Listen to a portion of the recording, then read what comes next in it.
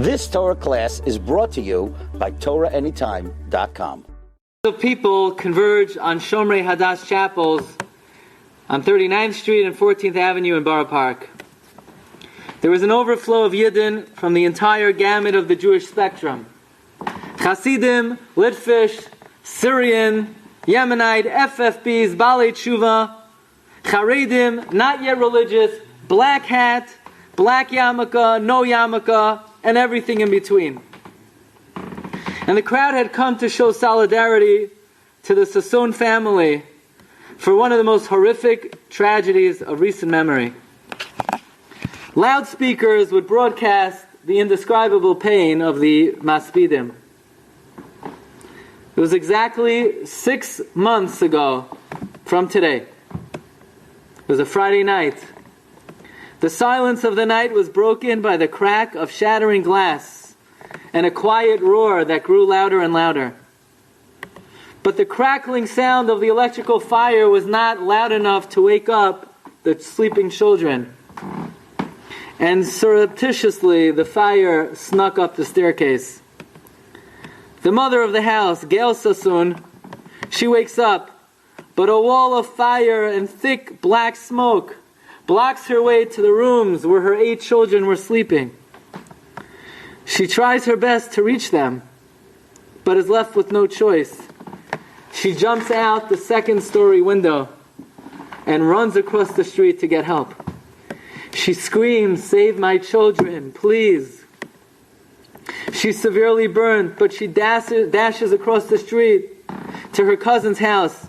She bangs on the door. They could barely recognize her. They didn't understand what was going on.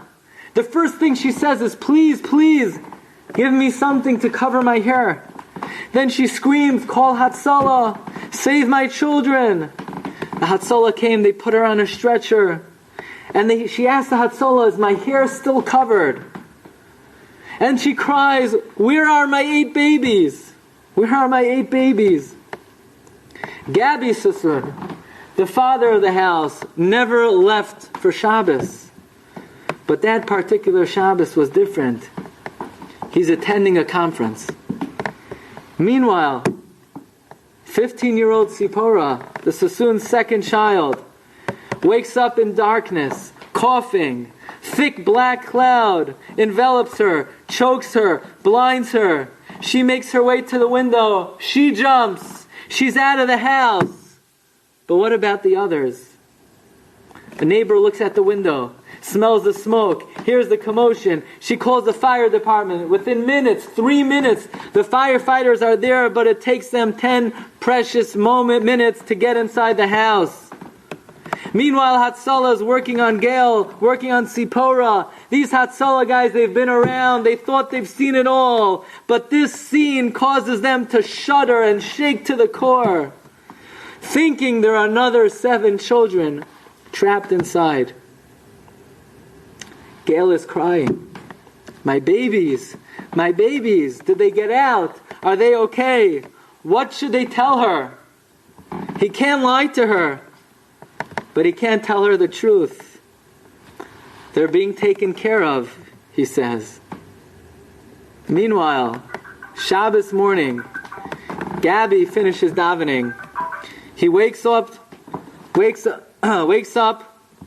and walks to the hall where his conference is being held. One of the only times he was ever away for Shabbos. He comes to the hall. He sees the police are waiting for him. They tell him, "Sir, there's been a fire in your home. Your wife, your daughter, they're in the hospital." Chills pass up and down his spine. He's thinking if the police came, it must be very, very serious. He starts to cry. He starts to weep. But he tells himself, "Stop it, it's Shabbos. It's Shabbos." But then he realizes, what about the other children? Who's taking care of the other kids? Policemen, they look at each other. They're being taken care of, they tell him. Soon Gabby's brother-in-law, Steve Daba, arrives at the police station with a member of Hatzalah and Mesaskim. As gently as they can, they break the news. but there's no way to soften the blow. I couldn't even cry, Gabby said. I just fell to the ground and screamed and screamed. At the Levaya, black cars drive in slowly. One after another, after another, after another. Each one carrying another child. 7 cars. Ribono Shel Olam. Do we understand now what we say in the Nesana Toikef? That uveshofar gadol yitaka. That when the heavenly court convenes at the sound of the shofar, do we understand now umalachim yechafezun? Do we understand now why even the heavenly angels tremble? Uchil rado yechezun. Do we understand why even the angels on high shudder in terror when they say Hine Yom Hadin? A father is forced to eulogize 7 children. What could he possibly say?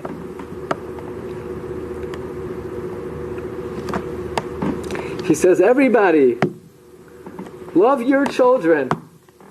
Love each other. The Kvuras in Eretz Yisrael.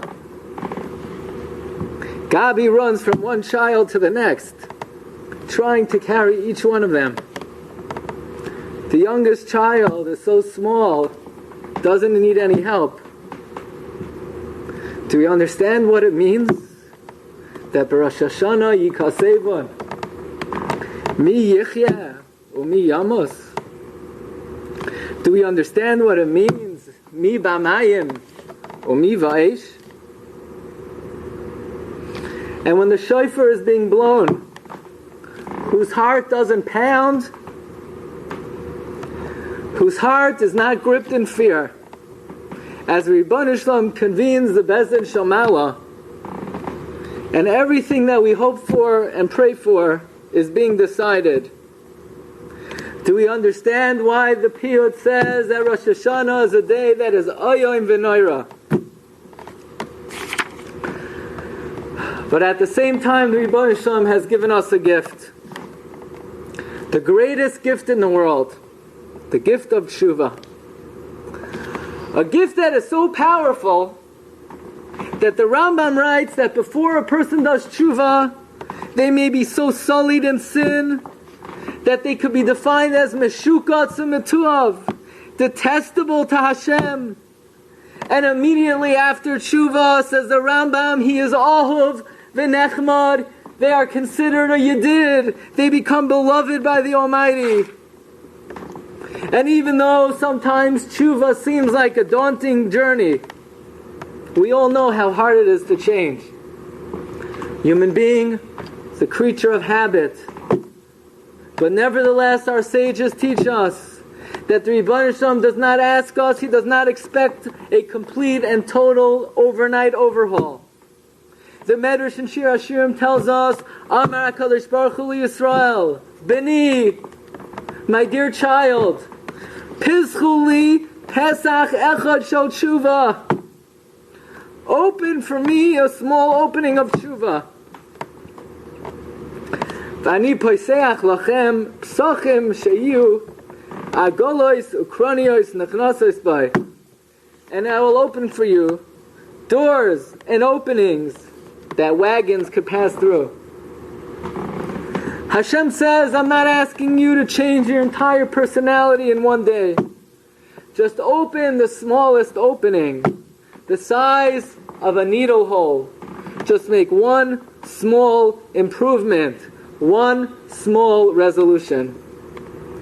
It was the practice of Gedolei Yisrael, of Torah sages, and of many Yidden throughout the generations to take upon themselves one or a few Kabbalos during the Yom Noraim, and to commit it to writing so that they could periodically check to see if they're fulfilling their commitment.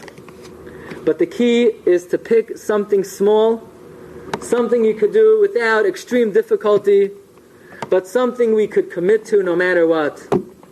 Whatever it may be, whether it's to be more careful in Shabbos, whether it's to be more careful in learning, in minyan, in tefillah, whether it's to perform one more act of chesed a day, but something.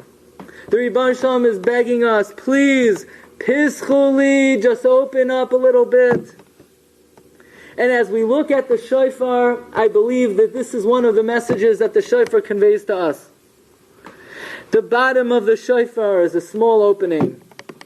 That represents that on our part, we just have to open up a little bit. But on the top, it is open wide. Because once we make the smallest step, Hashem is ready and is able and is willing and wants to open up the world for us.